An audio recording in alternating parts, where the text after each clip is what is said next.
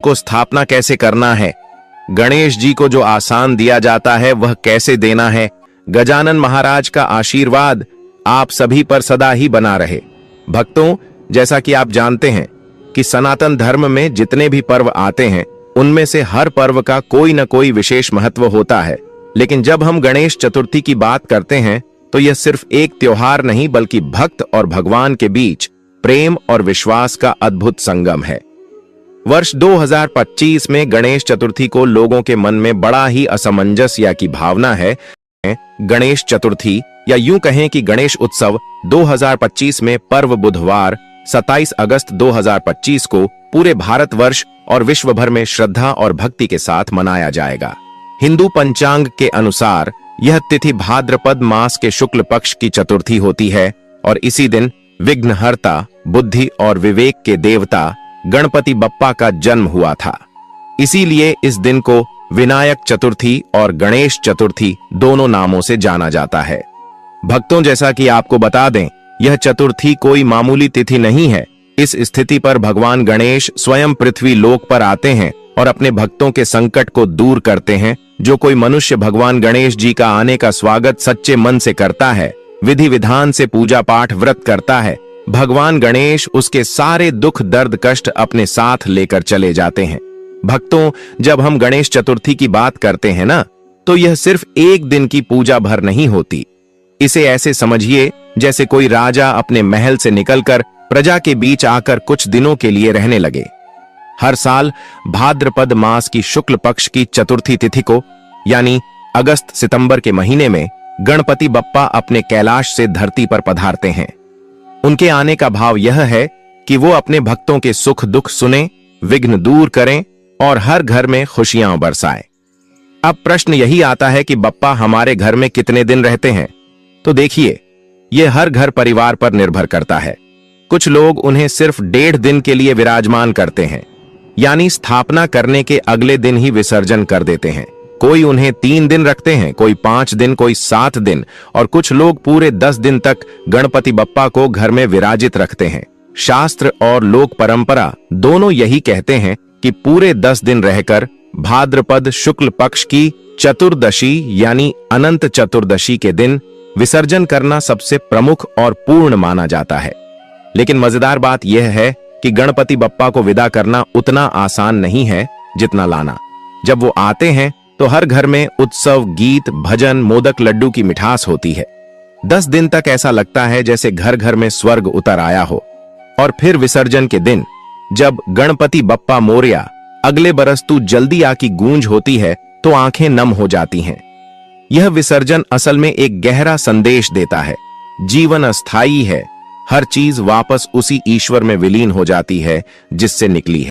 तो संक्षेप में कहें तो गणेश जी पृथ्वी पर चतुर्थी से चतुर्दशी तक यानी अधिकतम 10 दिन विराजते हैं, लेकिन भक्त अपनी श्रद्धा के अनुसार उन्हें 1.5, 3, 5 या 7 दिन बाद भी विदा कर सकते हैं। और विसर्जन का सबसे बड़ा पर्व होता है अनंत चतुर्दशी का दिन, जब पूरा समाज एक स्वर में बप्पा को विदा करता है। अब आप सोच रहे होंगे कि यह पर्व हर साल भाद्रपद मास में ही क्यों आता है? तो इसका कारण है चंद्र कैलेंडर की गणना, जिसमें सूर्य और चंद्रमा के संयोग से बनने वाली तिथियों के अनुसार पर्व तय होते हैं। भाद्रपद शुक्ल पक्ष की चतुर्थी को गणेश जी का प्राकट्य हुआ था, इसलिए यही दिन उनके जन्मोत्सव का प्रतीक बन गया। इस बार की गणेश चतुर्थी 2025 में यह तिथि 26 अगस्त दोपहर 1:54 बजे से शुरू होकर 27 अगस्त दोपहर 3:44 बजे तक रहेगी। इसीलिए प्रतिमा स्थापना और गणेश पूजा का सबसे शुभ समय 27 अगस्त की दोपहर यानी मध्याह्न मुहूर्त में है। गणेश जी की पूजा का शुभ मुहूर्त 11:05 बजे से 1:40 बजे तक रहेगा, जिसमें पूरे विधि विधान से गणपति की स्थापना करनी चाहिए। यह समय इसलिए शुभ माना जाता है क्योंकि शास्त्र कहते हैं कि चतुर्थी की मध्याह्न बेला ही गणपति की पूजा का उत्तम काल है। यही कारण है कि महाराष्ट्र, मध्य प्रदेश, उत्तर प्रदेश, गुजरात, दिल्ली, राजस्थान ही नहीं बल्कि विदेशों में बसे भारतीय भी इसी दिन गणपति बप्पा की स्थापना करते हैं। इससे पहले हम जान लेते हैं कि चतुर्थी व्रत की पूजा का शुभ मुहूर्त क्या है, क्योंकि शुभ मुहूर्त में किया हुआ उपाय हमेशा ही लाभ प्रदान करता है, वह कभी निष्फल नहीं जाता।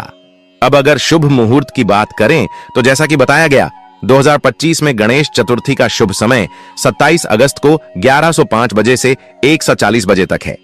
हालांकि भारत के अलग अलग शहरों में यह समय कुछ मिनटों का अंतर ले सकता है। जैसे दिल्ली में यह समय 1105 से 140 बजे तक है, मुंबई में 1124 से 150 बजे तक, चेन्नई में 1065 से 125 बजे तक और कोलकाता में 1028 से 106 बजे तक रहेगा। इस मुहूर्त में गणेश जी की स्थापना करना सबसे उत्तम है, क्योंकि शास्त्र कहते हैं कि मध्याह्न काल में की गई पूजा भगवान गणपति को अत्यंत प्रिय है। इसके अलावा इस दिन चंद्र दर्शन से भी बचना चाहिए, क्योंकि मान्यता है कि चतुर्थी के दिन चंद्रमा को देखने से मिथ्या दोष लगता है और मनुष्य पर झूठे आरोप लगते हैं।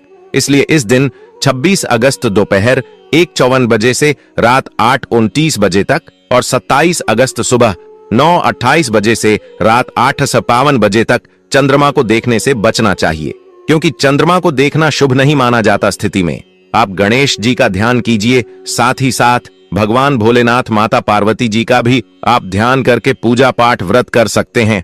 अब कुछ वक्त ऐसे भी हैं जो घर में गणेश जी तो ले आते हैं, लेकिन उनको स्थापना कैसे करना है, गणेश जी को जो आसान दिया जाता है वह कैसे देना है, कौन कौन सी तैयारी है जो हमें गणेश जी की स्थापना में करना है, तो वह भी हम आपको इस वीडियो में बताएंगे। इसके लिए आपको वीडियो के अंत तक बने रहना है, तभी आपको संपूर्ण जानकारी प्राप्त होगी, अन्यथा आपसे इतनी महत्वपूर्ण जानकारी छूट सकती है। अब बात करते हैं स्थापना की। गणेश चतुर्थी पर गणेश जी की प्रतिमा घर लाने का महत्व सिर्फ पूजा पाठ तक सीमित नहीं, बल्कि यह भगवान को अपने घर में, अपने दिल में, अपने परिवार में स्वागत करने का प्रतीक है। शास्त्रों में कहा गया है, गणपति बप्पा मोरया, अर्थात जब गणेश जी हमारे घर पधारते हैं तो वे सिर्फ मूर्ति नहीं होते, बल्कि साक्षात विघ्नहर्ता के रूप में हमारे बीच विराजमान होते हैं। स्थापना से पहले घर की अच्छे से सफाई करनी चाहिए, क्योंकि यह सिर्फ बाहरी शुद्धि नहीं, बल्कि मन और विचारों की भी पवित्रता का प्रतीक है।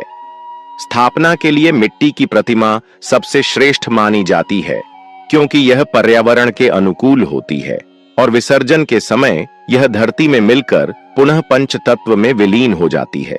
प्रतिमा घर लाने से पहले कलश स्थापना करना चाहिए और स्थापना स्थल को लाल या पीले वस्त्र से सजाना चाहिए।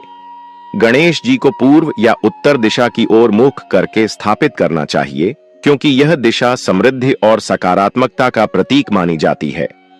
मूर्ति पर सिंदूर, दूर्वा, 3 पत्तियों वाली घास जो गणेश जी को अति प्रिय है, फूल, मोदक और लड्डू अर्पित करें। यह सब करने का कारण सिर्फ परंपरा निभाना नहीं है, बल्कि हर अर्पण का एक आध्यात्मिक और वैज्ञानिक कारण है। जैसे दूर्वा शीतलता का प्रतीक है, मोदक ज्ञान और प्रसन्नता का प्रतीक है और लड्डू समृद्धि का प्रतीक है। इस प्रकार जब हम गणेश जी की स्थापना करते हैं तो वास्तव में हम अपने घर में सुख, समृद्धि, शांति और ज्ञान की स्थापना कर रहे होते हैं। इस प्रकार को आपसे गणेश जी की सच्चे मन से पूर्ण श्रद्धा भाव से स्थापना करना है और प्रतिदिन जितने भी दिन गणपति बप्पा आपके घर में विराजमान रहेंगे, उतने दिन आपको कम से कम आरती करना है और भोग में गणेश जी के प्रिय भोग मोदक चढ़ता है। तो अब पूजा विधि की बात करें तो सुबह स्नान कर शुद्ध वस्त्र धारण करें और संकल्प लें, मैं भाद्रपद मास शुक्ल पक्ष की चतुर्थी को विघ्नहर्ता गणपति की पूजा करूंगा, उनका आशीर्वाद प्राप्त करूंगा। इसके बाद घर के पूजा स्थल में गणेश जी को स्थापित करें। शास्त्रों के अनुसार गणेश पूजन षोडशोपचार से करना चाहिए, यानी 16 प्रकार की सेवाएं, आवाहन, आसन, पाद्य, अर्घ्य, आचमन, स्नान, वस्त्र, गंध, पुष्प, धूप, दीप, नैवेद्य, आरती, मंत्र जप, प्रदक्षिणा और नमस्कार। प्रत्येक सेवा का अपना महत्व है। उदाहरण के लिए दीपक जलाना अज्ञान के अंधकार को दूर करने का प्रतीक है, धूप वातावरण की शुद्धि का प्रतीक है और नैवेद्य अर्पित करना भगवान को अपने जीवन की सारी उपलब्धियां समर्पित करने का भाव है। व्रत नियम के अनुसार इस दिन प्रातः से लेकर पूजा के बाद तक व्रत रखना चाहिए। कुछ लोग फलाहार करते हैं, कुछ लोग निर्जल उपवास भी करते हैं, लेकिन मूल नियम यह है कि व्रत के दौरान मन और वाणी की शुद्धि रखनी चाहिए। झूठ, क्रोध, हिंसा और नकारात्मक विचारों से बचना चाहिए। व्रत का उद्देश्य शरीर को कष्ट देना नहीं है, बल्कि आत्मा को शुद्ध करना और भगवान से सच्चे मन से जुड़ना है। अब आती है सबसे मुख्य बात, आरती। गणेश जी की पूजा बिना आरती के अधूरी मानी जाती है। जब परिवारजन और भक्त मिलकर हाथों में दीप लेकर जय गणेश देवा गाते हैं तो ऐसा लगता है जैसे पूरा वातावरण ही गणेशमय हो गया हो। आरती के समय दीप को गणेश जी के सामने 3, 5 या 7 बार गोल घुमाया जाता है और साथ में घंटी बजाई जाती है। आरती के बाद दीप को अपने माथे पर लगाना चाहिए और प्रसाद सबको वितरित करना चाहिए। भगवान गणेश जी को प्रसन्न करने के लिए प्रसाद का बहुत विशेष महत्व है, क्योंकि गणपति बप्पा भोले स्वभाव के देवता हैं और थोड़े से भाव से भी प्रसन्न हो जाते हैं। गणेश जी को मोदक, लड्डू, गुड़, तिल, नारियल, दूर्वा, दूब घास और लाल फूल विशेष रूप से प्रिय हैं। प्रसाद में खासकर मोदक और लड्डू को सबसे उत्तम माना जाता है, क्योंकि इन्हें भगवान गणेश की प्रिय वस्तु कहा गया है। इसके साथ ही फल, ताजे बने पकवान और पंचामृत का भी प्रयोग किया जा सकता है। पूजा के बाद जब भक्त प्रसाद ग्रहण करते हैं और आपस में बांटते हैं तो इससे न केवल पुण्य की प्राप्ति होती है, बल्कि घर परिवार में प्रेम, सुख, समृद्धि और एकता भी बढ़ती है। प्रसाद वितरण करने से माना जाता है कि भगवान गणेश कृपा बरसाते हैं, विघ्न बाधाएं दूर होती हैं और जिस भाव से भक्त प्रसाद ग्रहण करता है उसे उसी भाव का फल प्राप्त होता है। इसीलिए कहा गया है कि प्रसाद केवल मिठाई या भोजन नहीं, बल्कि भगवान की कृपा का प्रतीक है, जिसे बांटने से घर में लक्ष्मी का वास होता है और हर कार्य में सफलता मिलने लगती है। यह परंपरा हमें यह सिखाती है कि जब हम सब एक स्वर में आरती करते हैं तो यह सामूहिक शक्ति बनकर हमें और हमारे घर को बुरी शक्तियों से बचाती है। जैसा कि भक्तों आप जानते हैं कि कोई भी पूजा पाठ हो, हवन हो, सबसे पहले भगवान गणेश जी की पूजा की जाती है, क्योंकि देवताओं में सबसे उच्च और पूजनीय स्थान